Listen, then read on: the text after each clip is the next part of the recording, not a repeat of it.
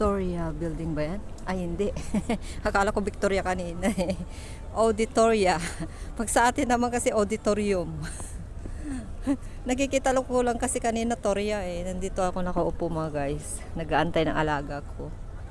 Na may rehearsal song daw siya hanggang 8:30. So anong oras ngayon? Mag-start siya ng 7:30. So 7:10 siya ngayon. So mag-antay ako ng hanggang 8:30. Saka na kami uuwi. May iwan yung amo ko. So hindi namin daw maantay kasi kailangan niya matulog yung bata maaga.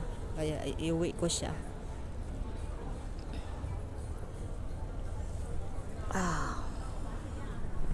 So dito tayo sa SM Siasio. Dati na ako nakapunta dito guys. Kasama ko si Judalyn saka si Michelle saka si Michelle saka si Rose. Ayun, natid ko yung kasama ko doon si Judalyn sa Central. Papunta siya sa Central, mag-fare siya kasi malapit lang naman. Mamamasaya lang siya ng $6 sa pera nila dito. Ayun yun, may ilaw-ilaw na. So ngayon lang ako ginabi ng ganito. Noon, maaga-aga pa noon, umuwian na kami, nagkakahiwalay. Ayan. So ang ganda ng ferry pag gabi pala, may ilaw na ganyan oh. May pink, may green. Kung nakikita nyo, isusum ko siya. Ayan. Ayan. Ayan.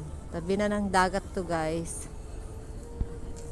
Ayan oh. Ang ganda nito oh. Ginawa nila yan. Hindi ko maintindihan to. Ito yung niya, landmark niya. SM Siasio.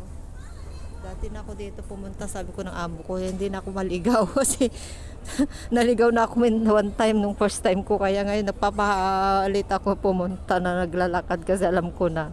Pero pag sa umpisa, nagmamadali ka na, matatrataranta ka na, di mo alam kung saan ka mag-exit sa dami ng exitan hanggang P, letter P. Ayan. So, bye-bye na guys. Magpapakita ko lang saglit. Madilim na. Hindi nyo na ako makita, madilim na guys. So, bye bye. I-upload ko na agad.